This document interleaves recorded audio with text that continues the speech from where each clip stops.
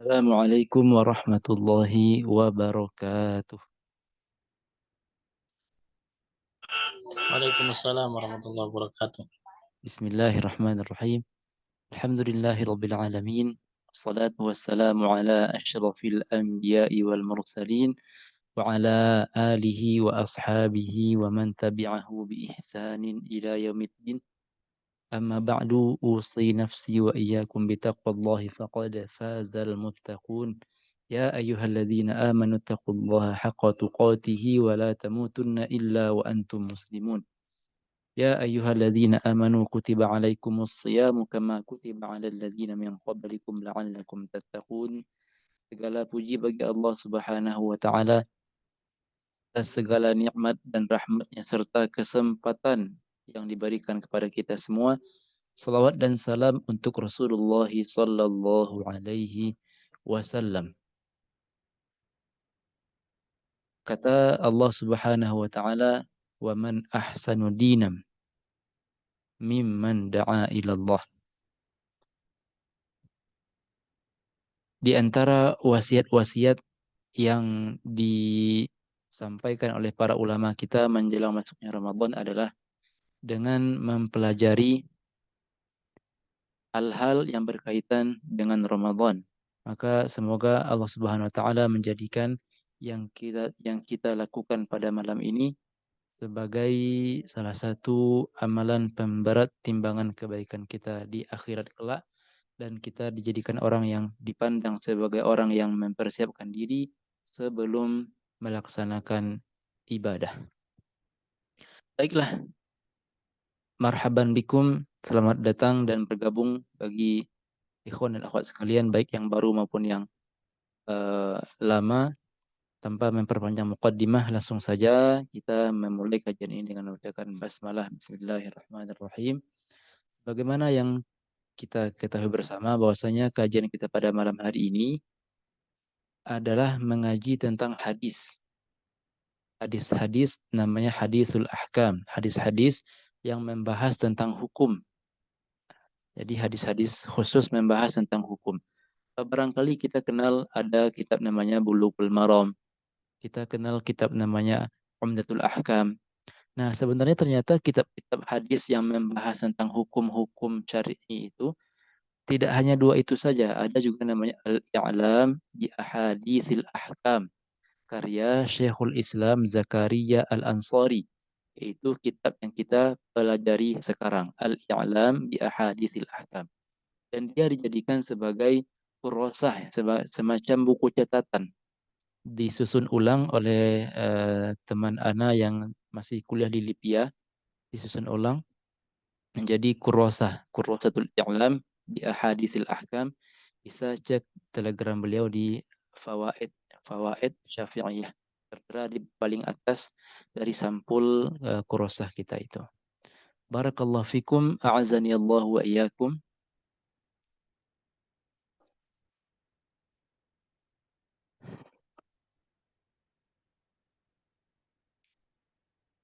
Langsung saja kita uh, baca hadis-hadis yang akan kita pelajari sambil mengikhlaskan niat lillahi ta'ala, mencari keridhaan Allah Subhanahu wa taala, mengamalkan yang dikatakan Rasul, talabul ilmi fardhatun ala kulli muslimin.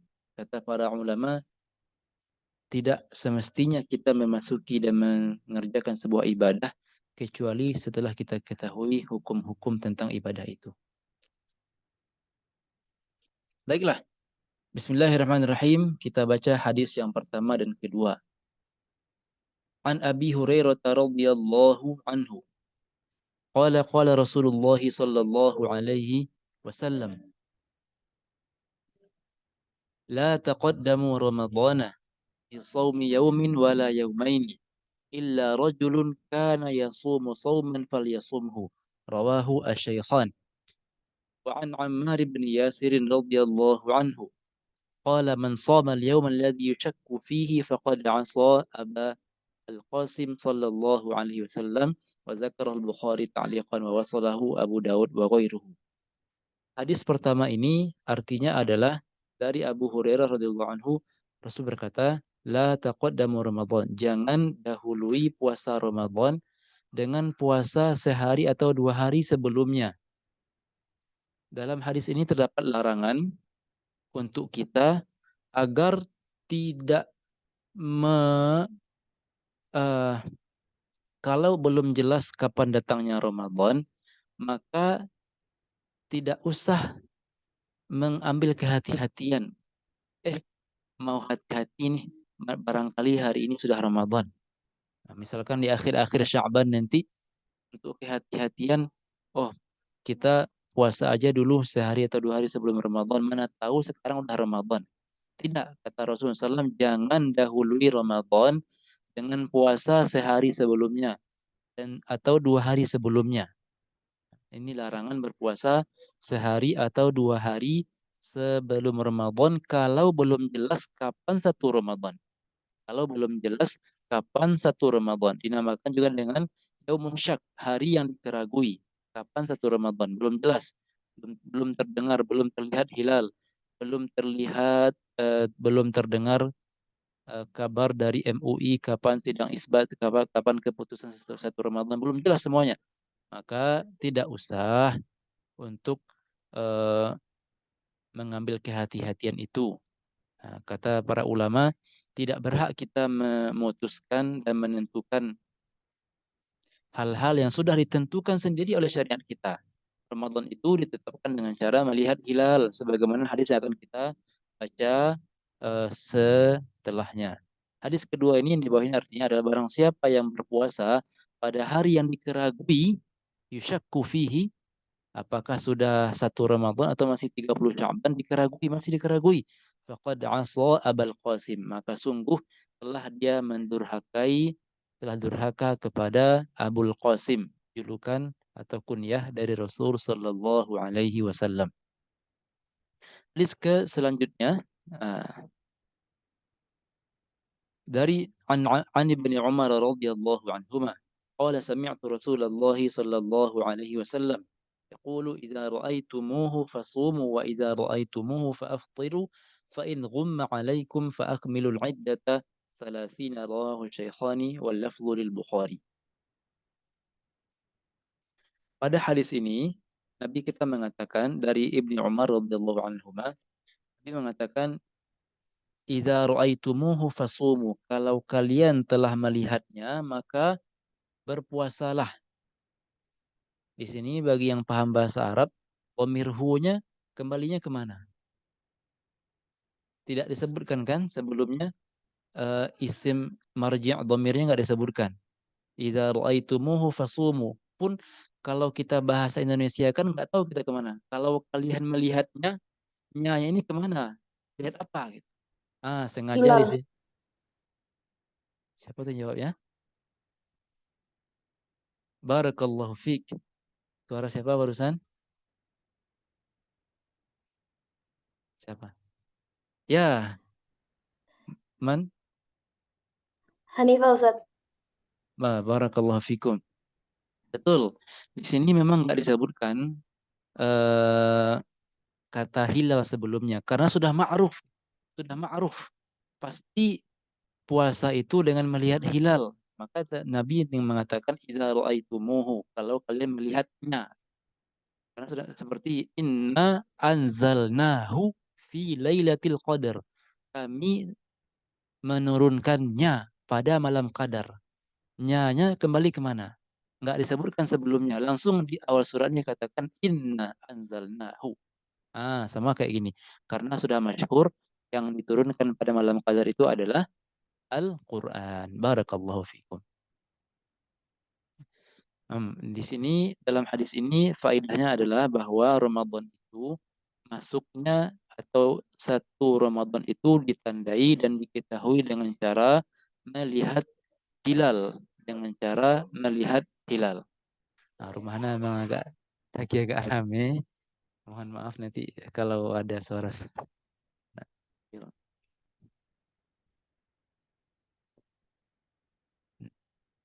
Jadi satu Ramadan ditetapkan dengan cara melihat hilal. Kalau hilal sudah terlihat, maka dan sudah diputuskan juga oleh hakim atau qadhi atau Majelis Ulama Indonesia atau Kementerian Agama, maka wajib bagi seluruh rakyat Indonesia untuk melaksanakan puasa Ramadan. Wa idza ra'aitumuhu fa'aftiru, dan jika kalian juga sudah melihat hilal, maka berbukalah. Nah, maksudnya berhari rayalah. Kalau kalian sudah melihat hilal Syawal, maka fa'aftiru, sudahi puasanya. Besok silakan berhari raya. Itu maksud Rasul sallallahu alaihi wasallam. Fa in ghumma alaikum, kalau kalian ternyata enggak melihatnya karena tertutup awan dan lain sebagainya, fa akmilul iddata salasin, maka sempurnakan bilangan Sya'ban sebanyak 30 hari. Jadi nanti di malam ke-29 Sya'ban akan dilaksanakan penglihatan hilal, ru'yatul hilal. Kalau terlihat hilal, maka besoknya pasti adalah 1 Ramadan. Maka Sya'ban cuma berjumlah 29 hari. Tapi kalau ternyata nggak terlihat pada malam itu, maka besoknya masih kita sempurnakan Sya'ban menjadi 30. Mafhum? Ya. Jadi faedah pada hadis ini adalah tentang tata cara mengetahui kapan masuknya 1 Ramadan, itu dengan melihat hilal.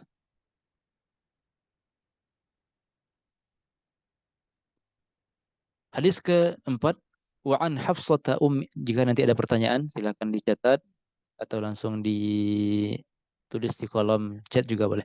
Wa an Hafsata ummil mu'minin radhiyallahu anhuma, dari Hafsah ummil mu'minin anin Nabi sallallahu alaihi wasallam qala man lam yubayyit as-sawma qabla al-fajr fala siyama lahu. Barang siapa yang belum meniatkan puasa pada malam hari, maka tidak sah puasanya.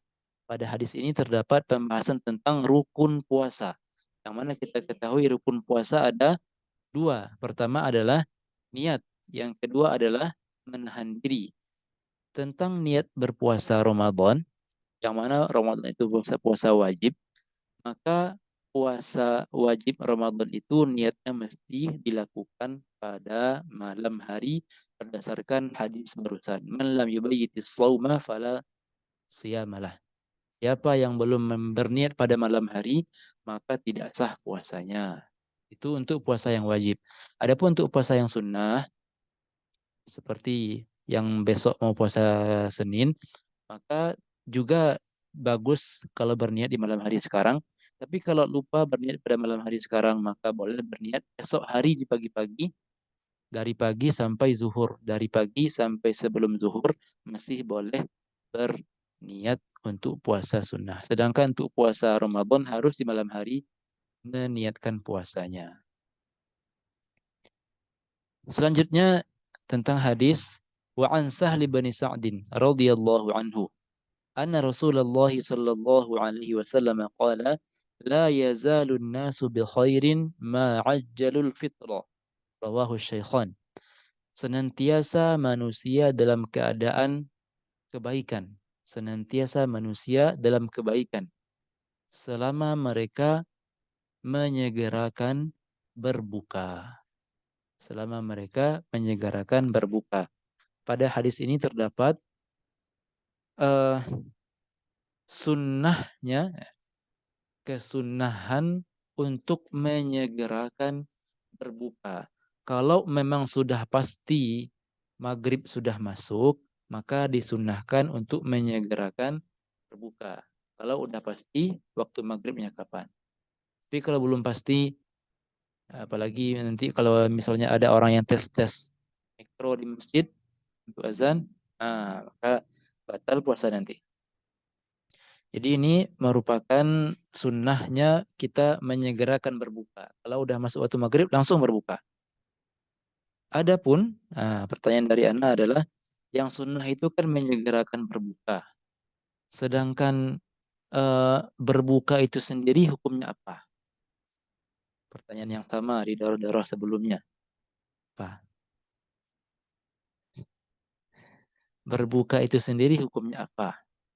Ada yang tahu barangkali? Alif, Ustazah Alfin, Ismi, Hanifah, Fahreza. Wajib, barakallahu fikum. Ya, berbuka itu sendiri hukumnya wajib. Karena kita dilarang oleh Nabi untuk menyambung puasa berturut-turut tanpa berbuka di malam harinya. Maka berbuka itu sendiri hukumnya wajib. Sedangkan menyegerakan berbuka adalah sunnah. Maka kalau kita niatkan dan kita tahu ilmunya, maka kita akan dapat dua pahala. Dapat pahala wajib karena kita berbuka, dan dapat pahala sunnah karena kita menyegerakan berbuka. Kalau kita ketahui ilmunya. Wafikum. Selanjutnya hadisnya adalah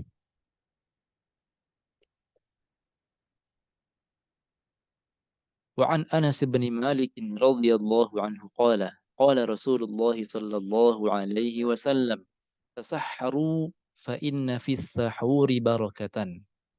Bersahurlah, konsumsilah sahur atau bersahurlah karena pada sahur itu terdapat keberkahan. Pada sahur itu terdapat keberkahan. Di sini kalau kita perhatikan sahur itu sahur, huruf sinnya harokatnya apa? Fathah, sahur.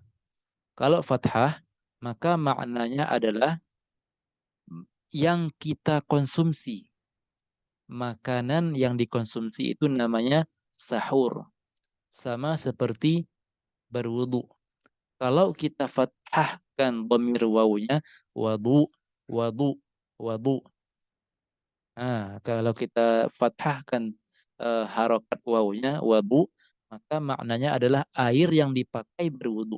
Sama seperti ini, sahur. Maknanya adalah makanan yang dipakai untuk sahur. Maka kata Rasul, sesungguhnya pada makanan yang dipakai untuk sahur itu ada keberkahan. Kayak nanti Nabi mengatakan, tasaharu walau bijur'ati ma'in. Sahurlah kalian walaupun dengan seteguk air. InsyaAllah kan. Walaupun cuma sempat dengan seteguk air, maka itu berkah kata Rasul sallallahu alaihi wasallam. Dan tidak jauh juga maknanya kalau kita maknakan dia sebagai suhur. Suhur. Sinnya harokatnya dhammah su. Yang mana itu merupakan kegiatan sahur itu sendiri. Aktivitas sahur itu sendiri, bahasa Arabnya suhur. Sama dengan wudu. Amaliyah wudu itu wawunya apa? Wu. Dhammah kan? Itu aktivitasnya. Sedangkan yang dipakai untuk wudu, wawunya apa? Fathah. Wadu. Jadi itu terdapat keberkahan ini merupakan sunnah untuk sahur. Dan juga ada sunnah lain itu mengakhirkan sahur. Kadar itu sahurnya sendiri sunnah. Sahur itu sendiri sunnah. Dan mengakhirkan sahur, melakukan sahur kira-kira setengah jam sebelum subuh, itu juga disunnahkan. Kenapa? Barakallahu fikum, ternyata untuk sahur ini ada waktu mulai dan ada pula waktu mulainya. Dikatakan dia sahur kalau kita melakukannya sejak pertengahan malam. Maka dari itu makanan-makanan yang kita makan sebelum tengah malam itu belum terkategorikan sebagai sahur. Tarawih contohnya, sekarang ajalah sahurnya untuk takut nanti nggak bangun. Belum terhitung sebagai sahur. Karena sahur itu waktunya masuk dengan pertengahan malam. Dan malam, barakallahu fikum, itu nggak jam 12 malam. Kalau malamnya Hijriah, malam yang dalam Islam itu, hitung berapa jam dari maghrib ke subuh. Contohnya maghrib jam 6 contohnya. Subuh jam 4. Berarti ada berapa jam? 10 jam. Maka bagi dua. Dari jam 11 malam ke jam 4 itulah pertengahan kedua. Maka kalau berdasarkan contoh barusan, maka sahur itu dikatakan sahur kalau dia kita lakukan pada jam 11 ke atas. Gitu. Nah,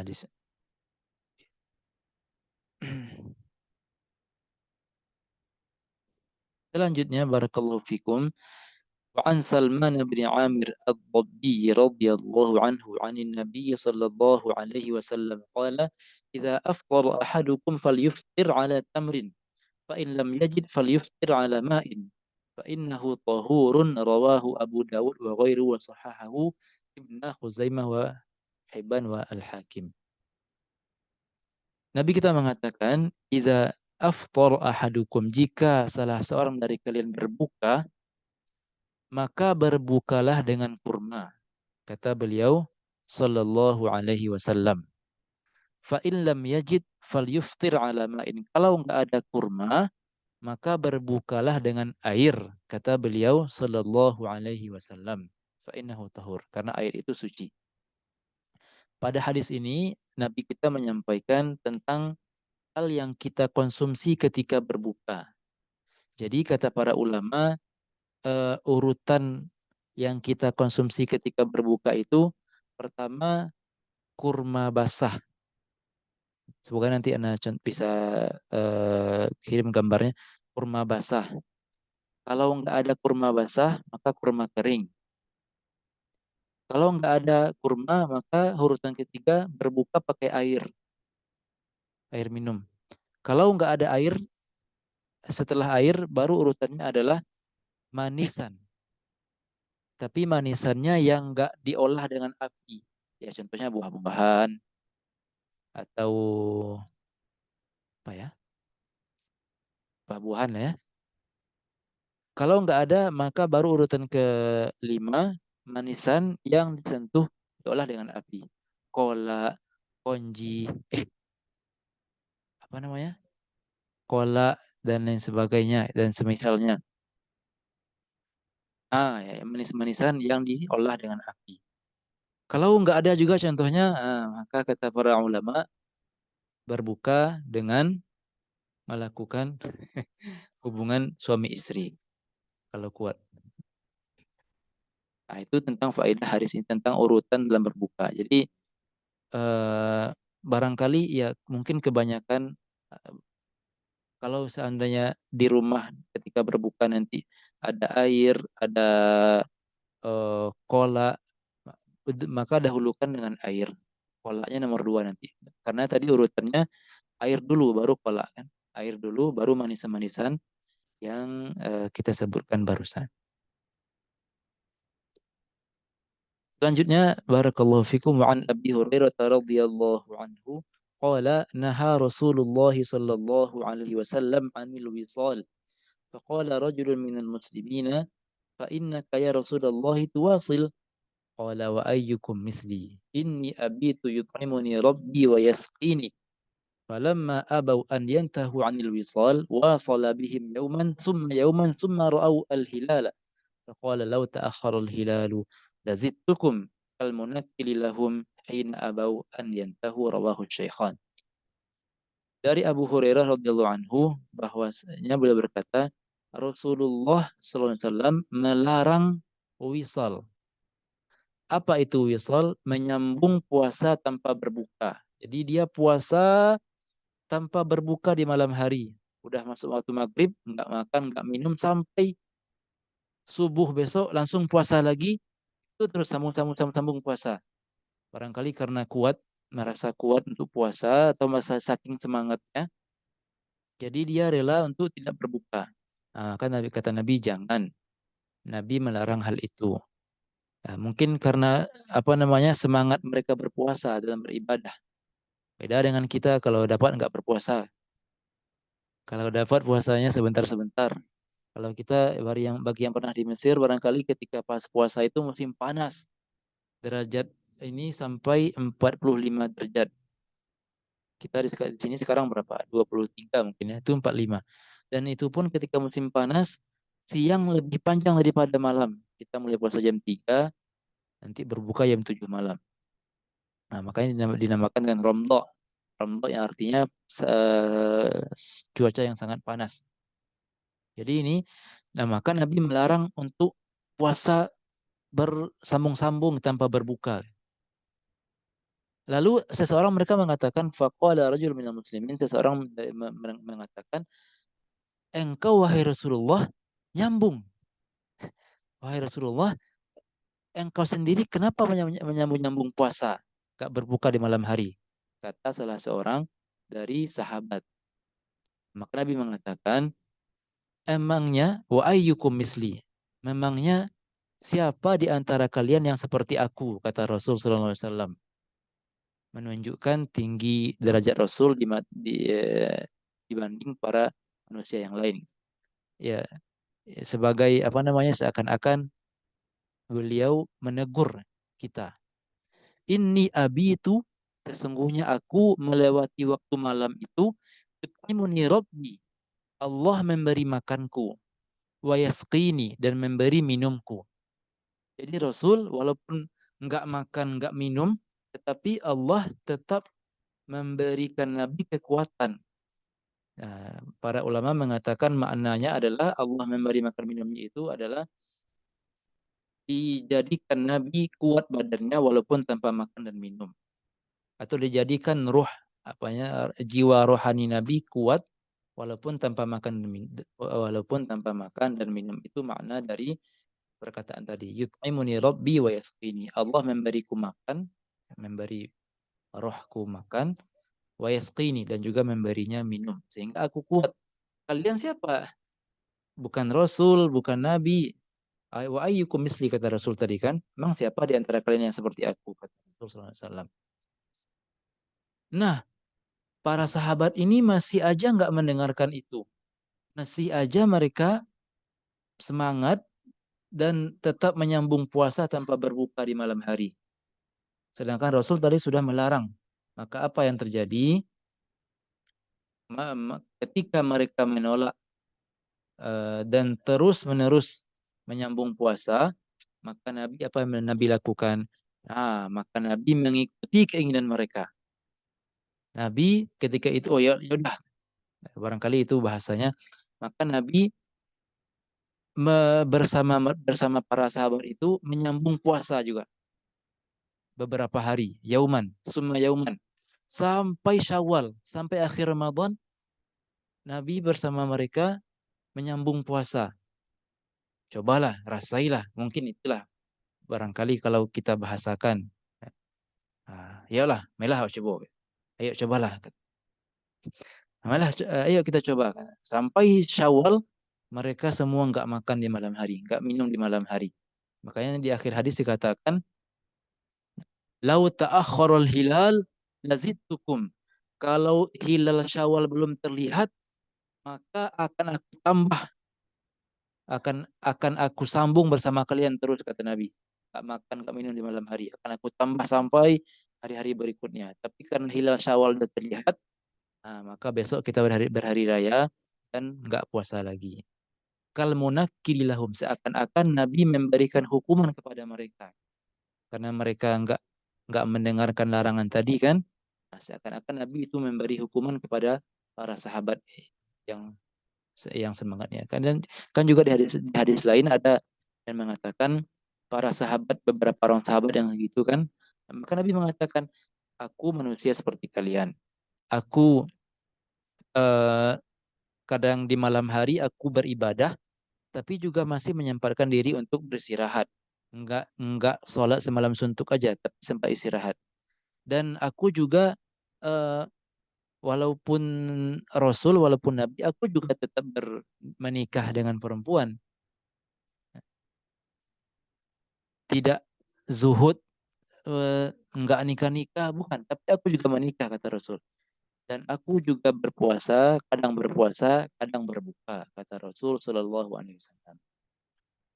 Selanjutnya, wa anhu radhiyallahu anhu qala Rasulullah sallallahu, man lam yada' qaula az-zuri wal 'amala bihi wal jahla falaysa lillahi hajatun fi an yada'a ta'amahu wa syarabahu, rawahu al-Bukhari wa Abu Daud wa lafzu lahu. Nabi kita mengatakan, barang siapa yang masih belum meninggalkan perkataan dusta ketika berpuasa, masih berbohong, masih berdosa, wal amala bihi, dan masih juga melakukan perbuatan-perbuatan dosa ketika berpuasa itu, ghibahlah dan lain sebagainya, mencuri, falaisa lillahi hajatun fi an yada'a ta'amahu wa syarabahu, maka Allah tak butuh, tidak memandang, tidak perhatian dengan puasa yang kita lakukan.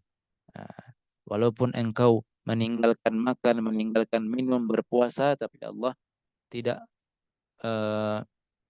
tidak memandang itu sebagai ibadah yang sempurna. Di sini faedah dari hadis ini adalah tentang hal-hal yang perlu kita waspadai agar tidak membatalkan pahala puasa kita. Maka kata para ulama, ada beberapa hal yang membatalkan puasa, membatalkan pahala puasa. Puasanya tetap sah, tetap masuk hitungan, tapi pahalanya enggak sempurna. Apa aja itu? Pertama, ghibah, bergunjing.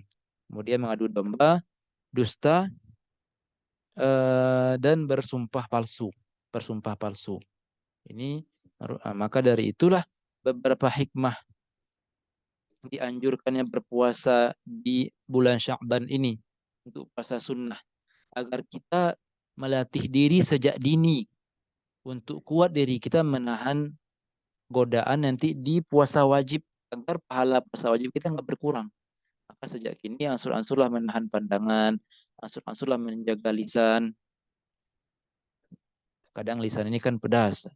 So dari sekarang ansur-ansur berpuasa sunnah, ansur-ansur qiyamul lail. Nanti ketika kita Ramadan tidak kaget dengan ibadah-ibadah yang akan kita lalui. Selanjutnya banyak ya. Wa anhu radhiyallahu anhu qala Rasulullah sallallahu alaihi wasallam man nasiya wa huwa sha'imun fa akala aw shariba falyutimma shaumahu fa inna ma at'amahu Allah wa saqahu rawahu syaikhan. Barang siapa kata Rasul sallallahu alaihi wasallam yang lupa dan dia sedang berpuasa lalu dia makan atau minum karena lupa, maka tetap lanjutkan puasanya kata Rasul sallallahu alaihi wasallam. Kenapa? Karena makan minum tadi itu fa innama at'amahu Allah wa saqahu. Ternyata tadi itu Allah mau memberi kita makan dan minum. Itu kalau lupa beneran, bukan dilupa-lupakan. Kalau lupa betul-betul lupa, ternyata makan atau minum, maka tetap sempurnakan puasa. Fal yutimma saumahu. Maka lanjutkan saumnya kata Rasulullah SAW, menunjukkan puasa masih sah, nggak batal. Dengan dalil Nabi masih menamainya sebagai saum, sebagai puasa. Fal yutimma saumahu. Artinya puasanya nggak batal kalau dia betul-betul lupa, bukan lupa-lupa apa namanya, pura-pura lupa. Begitu pula kata Rasulullah SAW, man zara'ahul qai'u fala qada'a alaihi. Barang siapa yang nggak sengaja muntah, mabuk perjalanan dan lain sebagainya, maka puasanya nggak batal dan tidak wajib mengqadha di hari lain. Karena nggak batal puasa. Waman istaqa'a fa'alaihi al-qadha. Barang siapa yang sengaja muntah, maka wajib mengqadha. Artinya puasanya batal.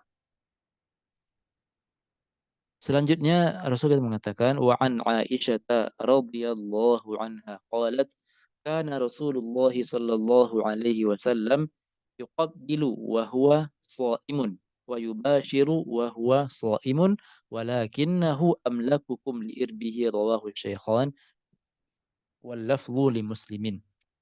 Dari ibunda kita Aisyah radhiyallahu anha beliau mengatakan Rasulullah sallallahu alaihi wasallam pernah mohon maaf kalau nanti bahasanya apa namanya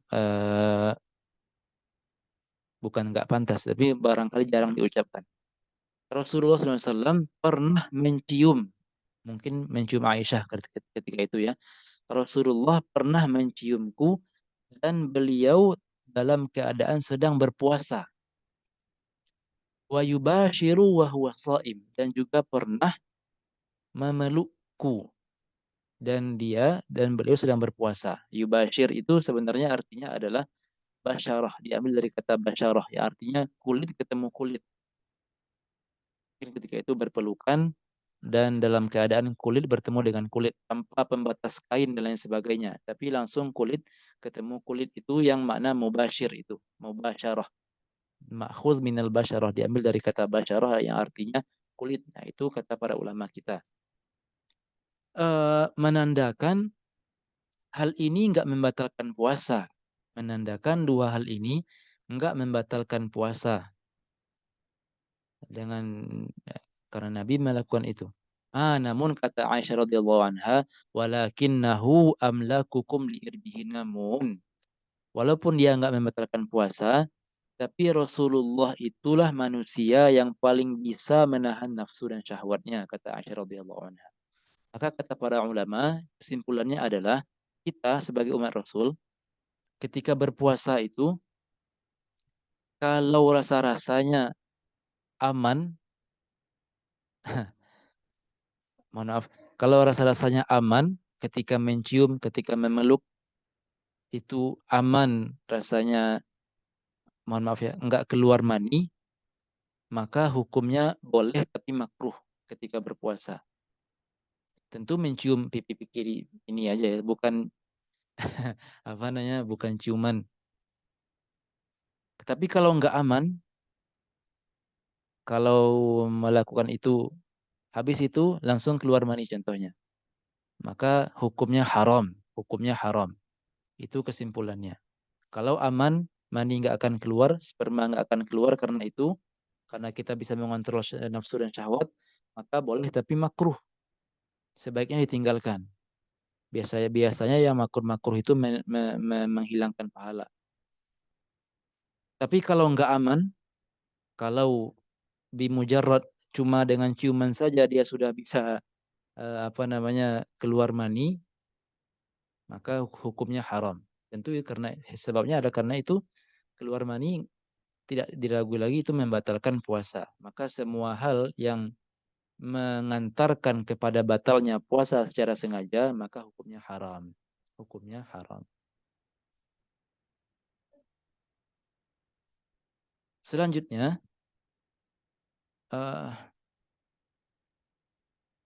wa an Ibnu Abbas radhiyallahu anhuma, dari Ibnu Abbas radhiyallahu anhuma, anna an-nabiy sallallahu alaihi wasallam ihtajama wa huwa muhrim wa ihtajama wa huwa shaim, rawahul Bukhari. Bahwasanya Nabi sallallahu alaihi wasallam pernah melakukan bekam, hijamah, berbekam, yang ngambil darah itu berbekam ketika beliau ihram, ketika haji atau umrah. Jadi Nabi ketika haji, ketika umrah pernah melakukan berbekam. Dan pernah juga melakukan bekam ketika Nabi sedang berpuasa. Menandakan berbekam tidaklah membatalkan puasa. Berbekam tidaklah membatalkan puasa. Namun kata para ulama hukumnya makruh. Sebaiknya ditinggalkan, makruh. Sebaiknya. Kenapa? Karena tentu itu mengakibatkan badan kita menjadi lemah karena darah diambil.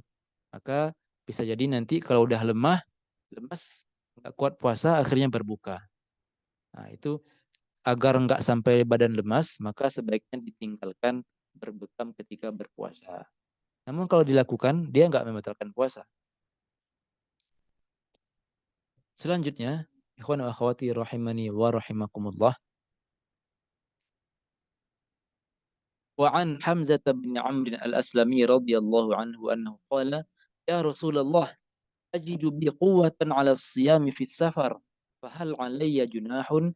Faqala Rasulullah sallallahu alaihi wasallam, hiya rukhsatun minallahi, faman akhadha biha fahasanun, wa man ahabba an yasuma fala junaha alaihi, rawahu Muslimun. Dari Hamzah bin Amr al-Aslami radhiyallahu anhu, beliau berkata, wahai Rasulullah, aku merasa kuat untuk berpuasa ketika safar, ketika bepergian. Fahal alayya junahun, apakah boleh? Enggak apa-apa? Enggak ada, apakah masalah atau enggak masalah? Nah, beliau menanyakan ini karena tentu beliau mengetahui ada ayat fa in kuntum ala safarin faman kana minkum maridan aw ala safarin fa iddatum min ayamin ukhra. Siapa yang sakit atau sedang bepergian, safar, maka boleh berbuka. Boleh nggak puasa Ramadan. Tapi nanti harus diqadha, diganti di hari-hari yang lain.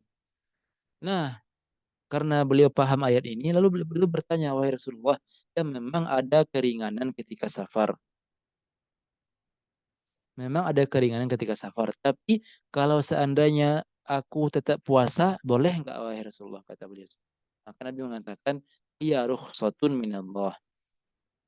Enggak enggak berpuasa ketika safar itu merupakan keringanan dari Allah, kata Nabi SAW.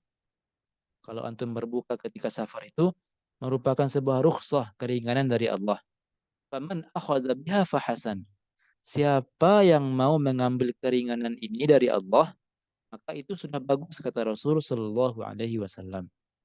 Namun barang siapa yang suka dan ingin berpuasa juga ketika safar, maka enggak ada masalah, kata Rasul sallallahu alaihi wasallam.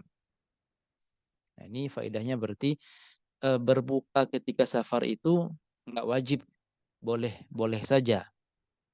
Boleh boleh berbuka, boleh berpuasa ketika safar. Tapi safar ini kata para ulama, safar yang membolehkan kita berbuka itu enggak sembarang safar aja. Harus safar yang jauh. Yang kalau kita kalkulasikan dengan kilo, sekitar 84 kilometer. Itu jarak minimal safar kita. Apa namanya? Jarak tempuh minimal kita 84 kilo. Kalau kurang dari itu, maka harus tetap berpuasa. Enggak boleh berbuka ketika safar. Kalau safarnya kurang dari 84 kilometer.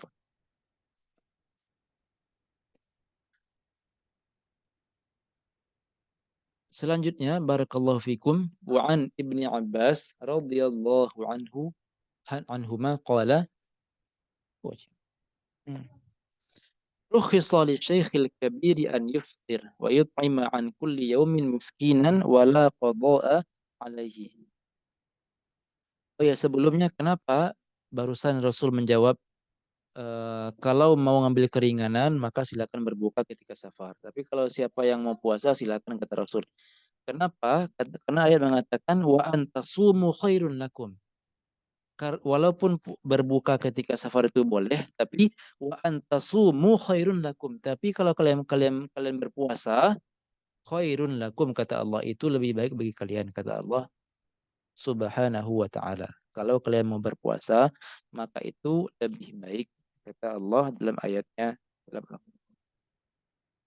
Yang barusan adalah tentang hadis dari Ibnu Abbas radhiyallahu anhuma. Ia berkata, diberikan keringanan bagi orang tua renta untuk berbuka, untuk enggak berpuasa. Namun dia harus memberi makan orang miskin per harinya. Diberikan keringanan untuk orang tua renta untuk tidak berpuasa. Silakan enggak berpuasa karena sudah tua dan enggak kuat.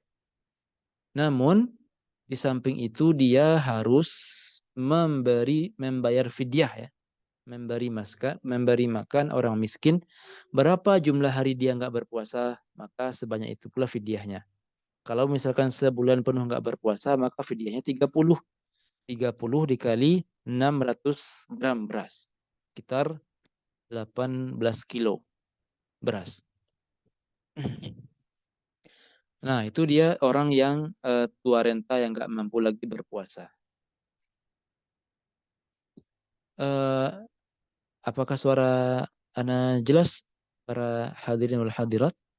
Ada beberapa pemberitahuan internet kurang stabil. Jelas, jelas. Alhamdulillah. Barakallahu fiik. Jadi itu dia orang tua renta diberikan keringanan tetapi harus bayar fidyah. Namun yang perlu kita ingat, fidyahnya itu ada waktunya. Maksudnya begini, orang tua ini sudah tahu bahwa dia sudah nggak kuat lagi puasa. Lalu dia berkata kepada anaknya, sekarang tanggal berapa Sya'ban? Berapa ya sekarang ya? Nggak hafal tanggal. Sekitar tanggal 27 ya. Sekarang sudah dikatakan kepada anaknya, wahai anakku, nanti Ramadan pasti aku nggak kuat puasa katanya. Maka bayarkan aja fidyahku, kata orang tua itu.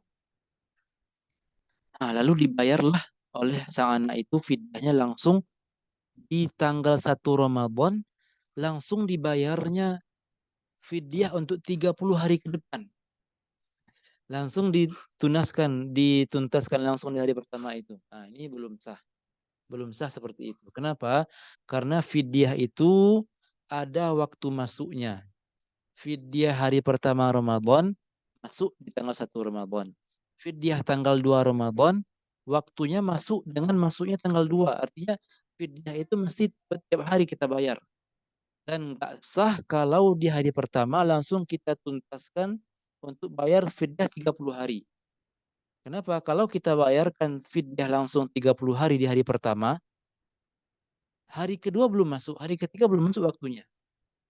Sedangkan fidyah itu masuk waktunya dengan berbarengan dengan subuh, berbarengan dengan apa namanya? Per hari, fidyah itu per hari. Beda cerita kalau nanti di tanggal 30 Ramadan atau tanggal 1 Syawal langsung kita bayarkan fidyah 30 hari ke yang belakang. Itu boleh. Tapi kalau tanggal 1 Ramadan kita langsung lunasi semuanya untuk 30 hari ke depan, ini belum sah. Beda cerita kalau nanti kita tunda, kita akhirkan pembayarannya agar terkumpul, agar banyak ya. Kita tunda pembayarannya sampai 30 Ramadan atau sampai 1 Syawal, maka ini yang sah. Karena waktunya sudah masuk. Itu tentang fidyah. Fidyah ini diberikan kepada fakir miskin. Kita tahu penerima zakat ada 8. Fakir, miskin, mu'alaf, fisabilillah, musabil, dan seterusnya. Tapi khusus untuk fidyah ini hanya diberikan kepada fakir miskin saja. Mu'alaf nggak dapat, fisabilillah nggak dapat, ibnu sabil nggak dapat. Cuma fakir miskin saja. Sekitar 1 mud atau sekitar 600 gram beras. Selanjutnya dari Abu Hurairah radhiyallahu anhu, ja'a rajulun ila an-nabi sallallahu alaihi wasallam faqala halaktu. Qala ma ahlakaka? Qala waqa'tu ala imra'ati fi Ramadan. Faqala hal tajidu ma tu'tiku raqabatan? Qala la. Qala fahal tastati'u an tasuma shahrayn mutatabi'ain? Qala la. Qala fahal tajidu ma tut'imu 60 miskinan? Qala la. Summa jalasa. Fa'utiya Nabi sallallahu alaihi wasallam bi'araqin fihi tamrun. فقال تصدق بهذا فقال تعالى أفقر منا فما بين لابتيها أهل بيت أحوج إليه منا فضحك النبي صلى الله عليه وسلم حتى بدت أنيابه ثم قال اذهب أطعمه أهلك رواه الشيخان. Dari Abu Hurairah radhiyallahu anhu beliau mengatakan datang seorang kepada Rasul sallallahu alaihi wasallam. Orang itu berkata, celaka aku wahai Rasul sallallahu alaihi wasallam. Halaktu, celaka aku. Ya, maksudnya aku barusan mengerjakan dosa wahai Rasul sallallahu alaihi wasallam, kata orang itu. Maka Nabi mengatakan, ma ahlakaka? Ma ahlakaka? Apa yang membuatmu celaka? Apa yang dosa apa yang kau lakukan barusan, kata Rasul sallallahu alaihi wasallam. Maka dia mengatakan, waqa'tu ala imraati. Barusan aku berhubungan badan dengan istriku wahai Rasulullah di siang Ramadan ini, kata orang itu. Aku barusan waqa'tu ala imraati, melakukan hubungan badan dengan istriku, yaitu hubungan intim maksudnya dengan istriku di siang Ramadan, kata orang itu. Tentu ini dosa, membatalkan puasa seharusnya. Dan karena puasa udah batal, kan nanti wajib diqadha di hari yang lain, puasa yang dibatalkan itu. Maka Nabi mengatakan, kalau begitu antum kamu dapat punya enggak harta untuk membebaskan budak? Karena zaman itu masih ada budak ya. Maka dia mengatakan, enggak, tidak wahai Rasulullah. Kata Nabi, Kalau begitu kamu sanggup nggak untuk berpuasa 2 bulan berturut-turut? Kata Rasul. Ia mengatakan, tidak, enggak juga. Nabi bertanya lagi, lalu engkau punya makanan enggak untuk diberikan kepada 60 orang miskin? Ia berkata, tidak wahai Rasulullah. Di sini dapat kita ambil kesimpulan atau faedah bahwasanya barang siapa yang ketika siang Ramadan itu melakukan hubungan intim suami istri, baik dengan istri maupun zina, pokoknya melakukan hubungan intim di siang Ramadan secara sengaja, maka konsekuensinya ada 6. Pertama, dia berdosa. Yang kedua, puasanya batal. Yang ketiga, walaupun puasa udah batal, tapi tetap dia wajib menahan diri sampai maghrib. Contohnya dia melakukannya jam 1 siang. Walaupun puasa udah batal hakikatnya, tapi tetap dia diwajibkan menahan diri sampai maghrib. Untuk apa namanya ini? Untuk menghukumnya lah gitu. Yang keempat, kalau sampai berita ini kepada pemerintah setempat, maka pemerintah setempat berhak mengasih hukum tambahan. Contohnya denda uang kah, atau diasingkan dan lain sebagainya. Kalau dia belum bertaubat. Yang kelima, apa tadi ya? Boleh sebutkan yang 4 tadi, ikhwan akhwat? Berdosa. Ada yang catat? 6 akibat melakukan hubungan intim di siang Ramadan. Baru tersebut 4. Boleh siapa yang mau bersedia menyebutkannya? Atau ditulis sambil ngetes. Ini para ikhwan akhwat ini mengantuk atau masih ada di belakang layar sana, atau cuma Zoom-nya saja yang aktif sedangkan dia main-main. Ada 6 konsekuensi berbuka melakukan hubungan intim di siang hari Ramadan. Baru tersebutkan barusan 4. Siapa yang bersedia mengulangnya?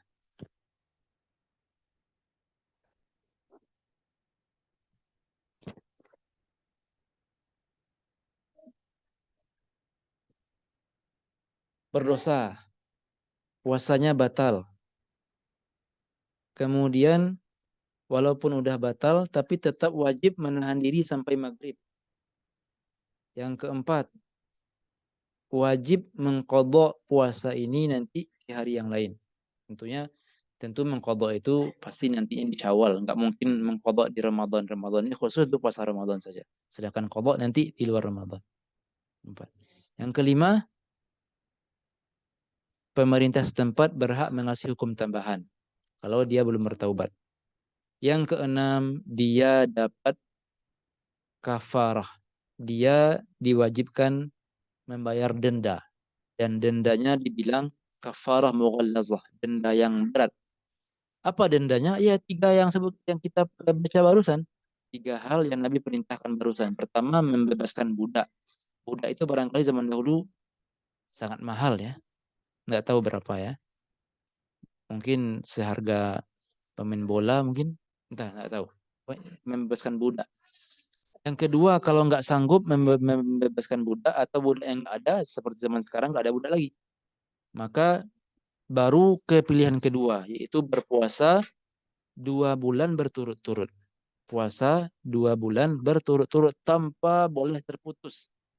Kalau di hari ke-60, udah sampai 60 hari ini, hampir 2 bulan, di hari ke-60, dia batal puasanya. Maka harus ulang dari awal. Itu kalau dia melakukan hubungan intim itu 1 hari. Kalau 2 hari dia berhubungan intim, maka tentu didouble pula dendanya. Puasanya nanti jadinya 4 bulan. Nah, susah kan? Kalau nggak sanggup juga puasa 2 bulan berturut-turut, dia aja susah, apalagi nanti 60 hari.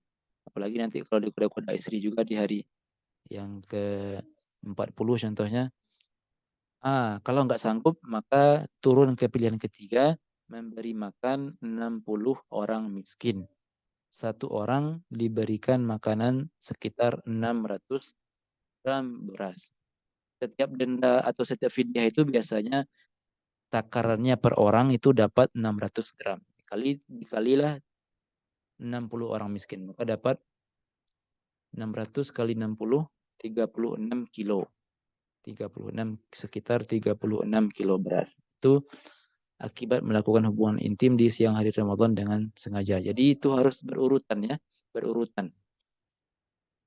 Budak dulu, kemudian puasa, baru memberi makan orang miskin. Di akhir cerita, orang yang datang ke Nabi ini nggak sanggup satu pun. Nggak pula budak, nggak bisa dibebaskan, nggak sanggup puasa juga 2 bulan, nggak sanggup juga memberi makan orang miskin. Maka Nabi pun duduk dulu. Semua jelas, duduk Nabi. Lalu Nabi didatangi, dikasihlah kepada Nabi itu se apa namanya ya, sebaskom atau sebakul kurma. Sebakul kurma itu yang kira-kira di sana uh, sebanyak 15 apa ya istilahnya? Yang kira-kira baterai deh. Kabel. Diberikan kepada Nabi itu, tiba-tiba ada yang mengasih ke Nabi itu kurma yang kira-kira itu cukup untuk 60 orang. Maka Nabi mengatakan, "Oh, ini kurma ini ini kurma. Saya barusan dikasih kurma," kata Nabi. "Silahkan kurma ini disedekahkan," kata Nabi kepada orang tadi. "Silahkan sedekahkan kurma ini," kata Nabi sallallahu alaihi wasallam. Maka dia mengatakan, "A'ala afqara minna?" Kami sedekahkan dia kepada orang yang lebih fakir daripada kami? Apakah kami menyedekahkannya kepada orang yang lebih fakir yang lebih miskin daripada kami? Kata orang itu. Apakah kami menyedekahkan kurma ini kepada orang yang lebih miskin daripada kami? Sungguh di Madinah ini enggak ada orang yang lebih miskin daripada kami, kata orang itu. Atau dengan kata lain, di Madinah ini, di kota Madinah ini, kami yang paling miskin, ya wahai Rasulullah. Nah, beliau sesungguhnya dengan perkataan ini, orang itu ingin kurma ini diberikan untuk dirinya pribadi gitu. Karena dia ngaku, wahai Rasulullah, di Madinah ini kami yang paling miskin. Otomatis apa namanya, dengan kata lain, ke kami saja kasih sedekah ini, wahai Rasulullah. Nah, karena orang ini apa namanya agak lucu, mungkin agak aneh tingkahnya, sampai-sampai Nabi ketawa. Fadhahika Nabi SAW sampai nampak itu gigi taring Rasul Shallallahu Alaihi Wasallam karena senyumnya, karena senyum. Kata Nabi, izhab fa'at'imu ahla. Ya, maka pergilah, kasihlah dia kepada keluargamu, kata Rasul Shallallahu Alaihi Wasallam.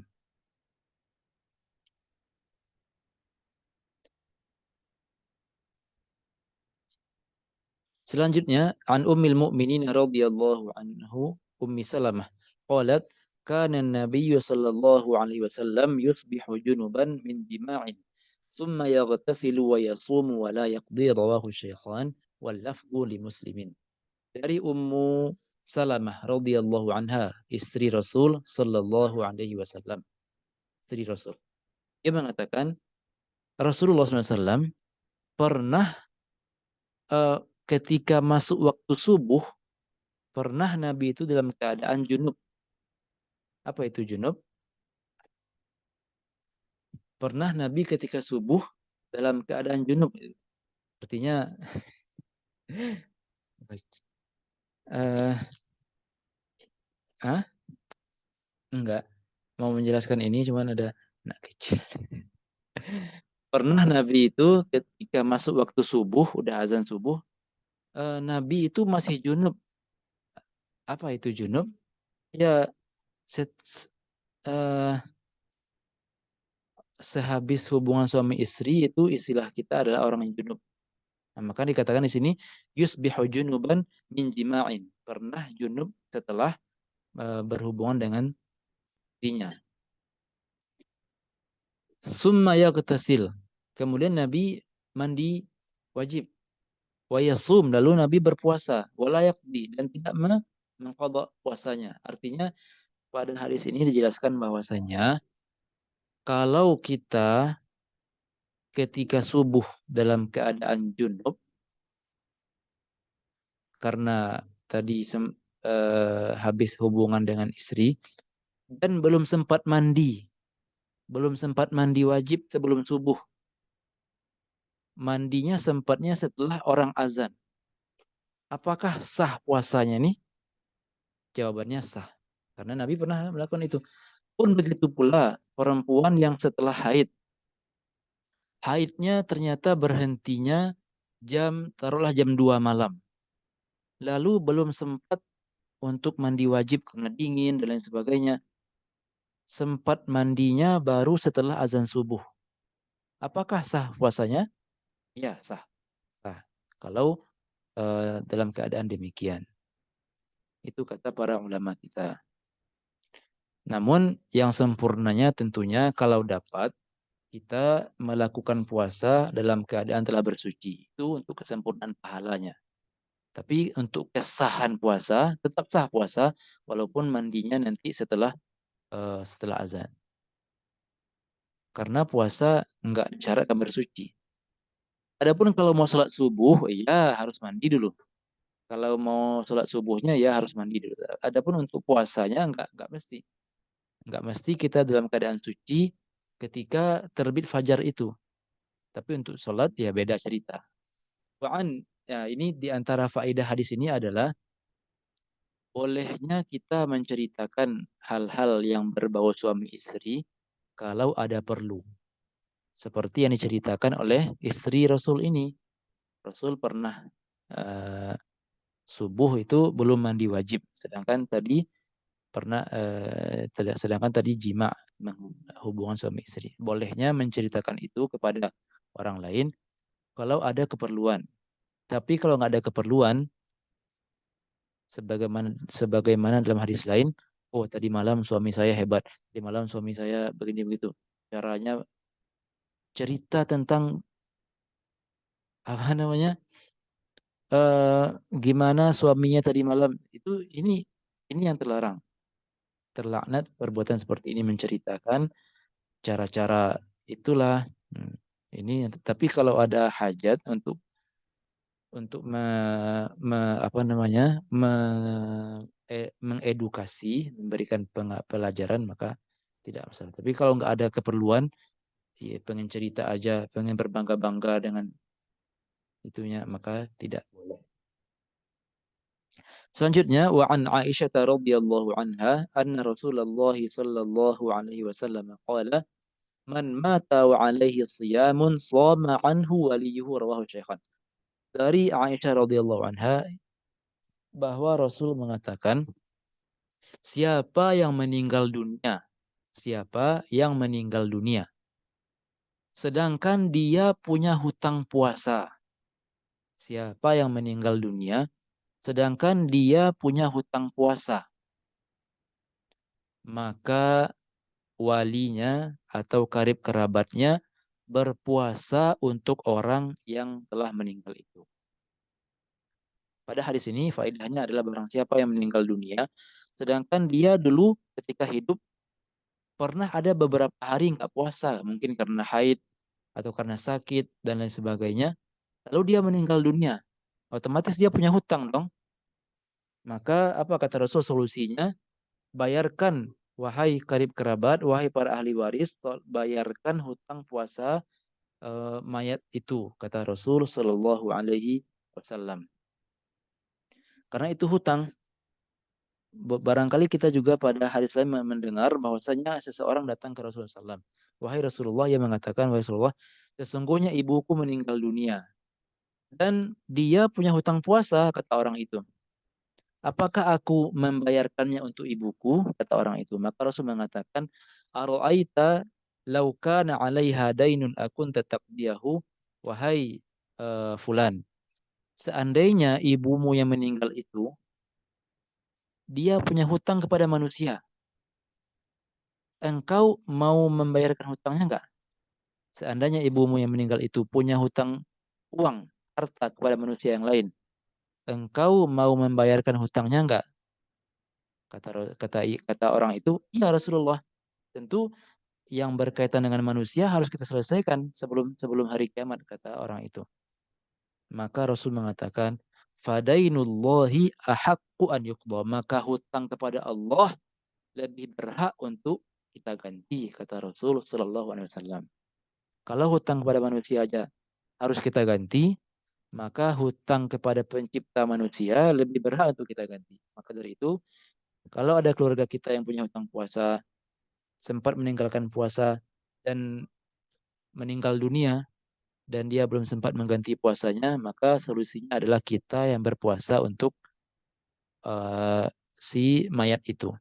Itu pilihan pertama. Pilihan kedua, kalau nggak sanggup puasa contohnya, maka bayarkan fidyahnya. Ada dua pilihan. Nah, jadi nggak terlalu berat. Kalau mau puasa untuk orang itu silahkan. Tapi kalau nggak puasa, maka pilihan kedua adalah bayarkan fidyahnya. Bayarkan fidyahnya. Iya, seperti yang kita sebutkan tadi, berapa jumlah hari dia nggak berpuasa, contoh 7 hari. Maka satu harinya fidyahnya adalah 600 gram beras. 600 gram beras. Mungkin mungkin membayar fidyah ini mungkin lebih ringan mungkin ya daripada berpuasa. Itu tentang orang yang meninggal dunia dan dia punya hutang puasa.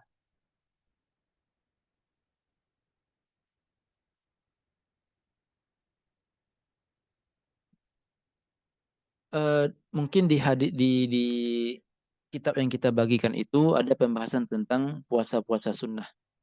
Namun sengaja kita tinggalkan untuk menghemat waktu dan juga kita hanya fokus pada Ramadan saja. Langsung kita lompat ke bab i'tikaf dan qiyamul lail, qiyamul Ramadan.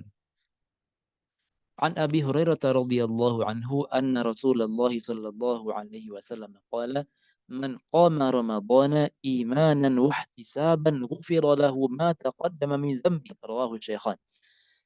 Dari Abu Hurairah radhiyallahu anhu bahwasanya Rasulullah SAW mengatakan siapa yang melaksanakan qiyamul lail, tarawih, qiyamul Ramadan dengan iman dan rasa harap dengan pahala, ghufira lahu ma taqaddama min dzambi, akan diampunkan dosa-dosanya yang telah berlalu. Ikhwan wa akhwat rahimani wa rahimakumullah. Qiyamul Ramadan ini yang dimaksudkan dengannya adalah salat tarawih. Salat tarawih telah disebutkan juga pada hadis yang lain bahwasanya Rasul pernah salat tarawih dengan para sahabat selama 3 malam. 3 malam. Cuma 3 malam. Di hari keempat, para sahabat udah nunggu Rasul untuk tarawih bersama mereka. Tapi justru Rasul malah nggak keluar ke masjid. Sampai akhir Ramadan nggak pernah lagi. Nah, di esok harinya, di pagi-pagi besok harinya, Rasul mengatakan, wahai para sahabat, aku tahu tadi malam kalian sudah berkumpul. Hanya saja, kalau kita lanjutkan terus tarawih ini sampai akhir Ramadan, aku khawatir ia diwajibkan sehingga kalian nggak sanggup melaksanakannya. Jadi Rasul khawatir tarawih itu naik tingkat dari sholat sunnah ke wajib. Gitu. Sedangkan yang 5 waktu aja kita keteteran barangkali, subuh lambat bangun dan sebagainya. Ini ditambah lagi satu tarawih. 20 rakaat pula atau 8 rakaat. Nah, fata'jizu anha. Sehingga kalian nggak sanggup melakukannya, kata Rasulullah SAW. Maka karena rasa khawatir tadi itu, Rasul cuma melakukannya 3 malam bersama para sahabat. Agar dia nggak diwajibkan. Kalau diwajibkan kita susah. Rasulullah SAW ini sebagai rahmat dari Rasul dan rasa sayang kepada kita semuanya. Maka dia mengatakan barang siapa yang melakukan qiyamul Ramadan, tarawih, dengan iman, mempercayai bahwa tarawih itu serta semua pahalanya hak dan benar. Dan serta mempercayai tentang fadilah tarawih. Wahtisaban, serta dengan tujuan mendapatkan pahala. dan dengan ikhlas. Ghufira lahu ma taqaddama min dzambih, diampunkan dosanya yang telah berlalu. Maka dari itu ada dua syarat agar dosa kita yang telah berlalu itu, agar dosa kita diampuni. Syarat pertama, melakukan qiyamul lail dengan penuh iman dan rasa harap. Ya barangkali selama ini kita hanya ikut-ikutan orang tarawih, kita tarawih juga atau dan lain sebagainya. Belumlah dalam rangka mengimani keutamaannya, belum dalam rangka mengharapkan pahala dari Allah. Masih ria, oh orang pergi kita juga pergi, masih saling pamer kerudung bagus dan lain sebagainya, masih saling pamer sajadah yang baru, belum lagi dalam rangka mengharapkan pahala. Maka mari dari sekarang kita mantapkan dua hal ini, imanan wahtisaban, percaya dan mengimani serta meyakini keutamaannya. Wahtisaban, untuk mendapatkan pahala. Udah berapa sih pahala kita selama ini? Apakah sudah cukup membeli surga? Belum lagi nanti dikurangi dengan dosa-dosa kita. Apakah sudah cukup dan pantas untuk mahar surga, mahar akhirat? Mari kita memperbaiki diri, lebih semangat lagi untuk tarawih. Maka kalau dua tadi udah kita lengkapi, ghufira lahu ma taqaddama min dzambi, akan diampuni dosa-dosa yang telah berlalu.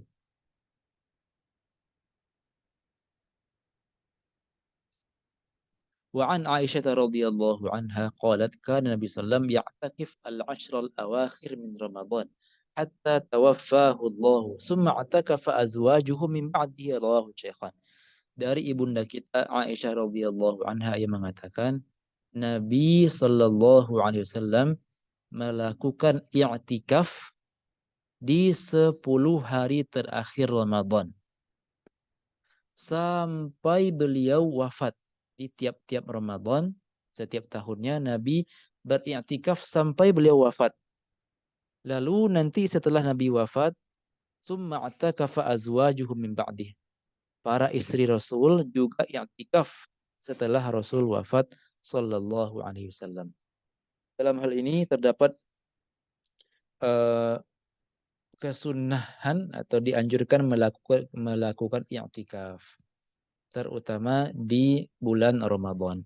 Untuk mimbabi faidah bahwasanya i'tikaf ini barakallahu fikum, ternyata dia ibadah yang enggak khusus pada Ramadan saja. Dia ibadah yang bisa dilakukan setiap saat, baik Ramadan maupun luar Ramadan, baik siang maupun malam. Maka dari itu sudah semestinya ketika kita menuju masjid untuk sholat berjamaah, hendaknya kita sertakan dan kita hadirkan dalam hati juga untuk niat i'tikaf. Walaupun ya barangkali 5 menit, 10 menit, setengah jam. Nah, kalau kita niatkan, kita juga dapat pahala i'tikaf. Karena dia enggak khusus pada Ramadan saja. Juga bisa di luar Ramadan. Enggak cuma malam, juga bisa di siang hari. Itu tentang i'tikaf. Kemudian wa anha radhiyallahu anha qalat in kana Rasulullah sallallahu alaihi wasallam la yudkhilu alayya ra'sahu wa huwa fil masjid fa urajjiluhu wa kana la yadkhulul baita illa li hajatin idza kana mu'takifan rawahu Shaykhan wal lafdhu lil Bukhari.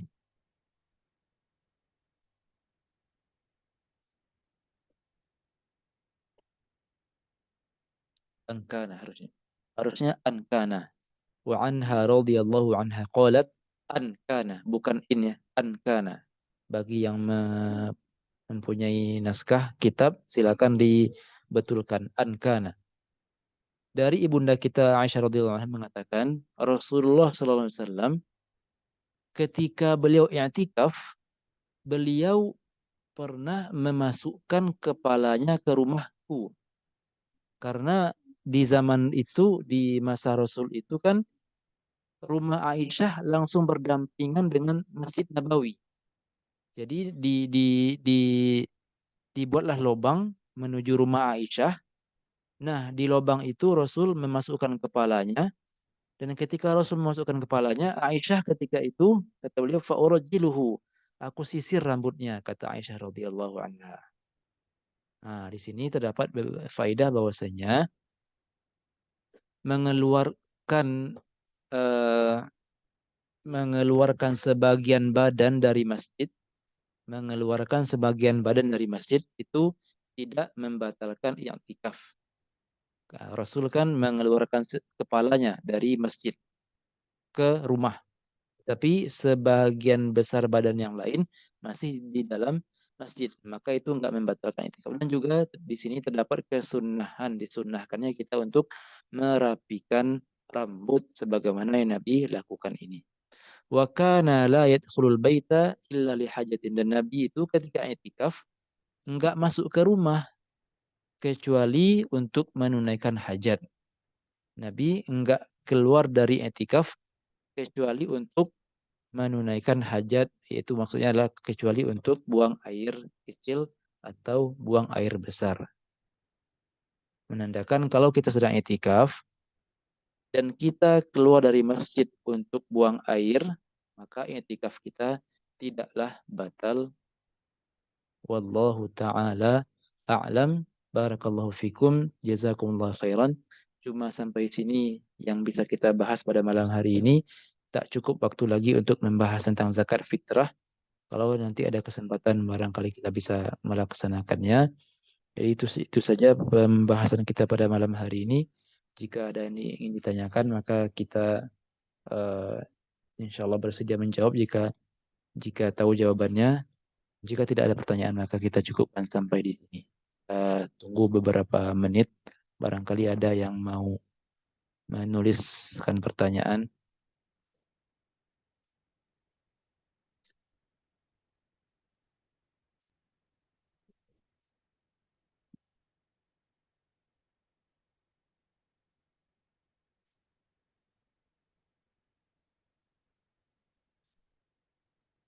Bagi yang di Mesir, Anda nggak tahu apakah ada yang di Mesir yang hadir, bisa nanti membeli kitab kalau mau. Fathul Alam, syarah dari uh, kitab itu Fathul Alam. Fathul Alam, syarah Al-I'lam bi Ahaditsil Ahkam. Yang mensyarah adalah penulis sendiri, Zakaria, Syekhul Islam Zakaria Al-Ansari. Di samping Umdatul Ahkam juga ada ini kitab ini untuk mazhab Syafi'i. Wa ilaikum ahsanallah. Syekhona Taicha. Bagaimana jika seseorang berhubungan intim dengan 4 istrinya di hari yang sama? Berapakah dia harus membayar kafarat? Ada anak. Wah, Masya Allah, pertanyaannya bagus. Tentang orang yang membatalkan puasanya tadi karena jima tadi, kita panggil jima ya karena di sini ada atfal. Barang siapa yang membatalkan puasa Ramadannya dengan hubungan dengan istrinya, itu hitungannya per hari. Hitungannya per hari. Bukan hitungannya per istri. Jadi kalau orang dalam satu hari itu melakukannya dengan 4 istrinya, maka tetap kafarahnya kafarah 1 hari. Bebaskan 1 budak. Puasa 2 bulan saja. Atau kasih makan 60 orang miskin. Karena hitungannya per hari. Walaupun dia melakukannya berulang-ulang kali atau bahkan dengan 4 istrinya. Nah, kalau dia jadi hitungan per hari. Barakallahu fiik. Barakallahu fiik. Masya Allah, pertanyaannya bagus sekali. Siapa yang bayar kafarah? Apakah suami saja atau istri saja atau dua-duanya? Nah, ternyata barakallahu fikum, kafarah tadi atau denda tadi yang banyak yang 3 denda tadi itu yang bayar cuma suami saja. Cuma suami yang dibebankan membebaskan budak. Cuma si suami yang dibebankan untuk berpuasa 2 bulan berturut-turut. Cuma suami yang disuruh untuk memberikan makan.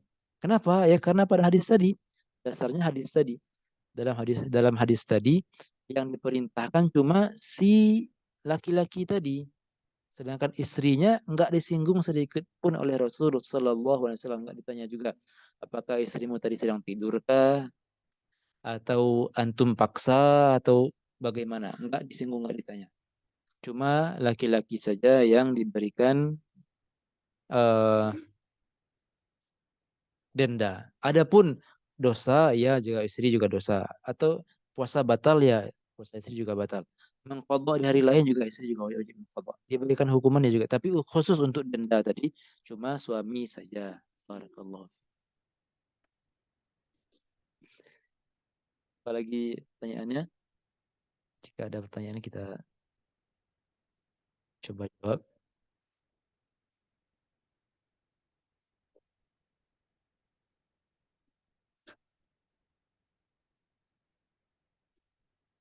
Kalau tidak, maka kita cukupkan sampai di sini. Kalau nanti ada pertanyaan susulan, maka silahkan dituliskan di grup WhatsApp saja, insyaallah ta'ala. Barakallahu fikum. Inilah akhir dari kajian tematik satu hari atau malam kita dan enggak berlanjut di hari yang lain. Semoga sedikit yang kita sampaikan ini ada manfaatnya bagi yang menyampaikan dan bagi yang mendengar, dan semoga Allah Subhanahu wa taala menyampaikan kita pada bulan Ramadan serta memberi kita taufik untuk beribadah di bulan Ramadan. Barakallahu fikum, jazakumullah khairan. Tutup dengan alhamdulillahirabbil alamin. Doa kafaratul majlis, subhanaka Allahumma wa bihamdika asyhadu an la ilaha illa anta astaghfiruka wa atubu ilaik. Terima kasih banyak atas perhatiannya serta kesetiaannya dan perhatian sampai akhir majelis, terutama bagi yang sempat bertanya dan sempat menjawab dan sempat aktif. Barakallahu fikum. Akhirul kalam, assalamualaikum warahmatullahi wabarakatuh.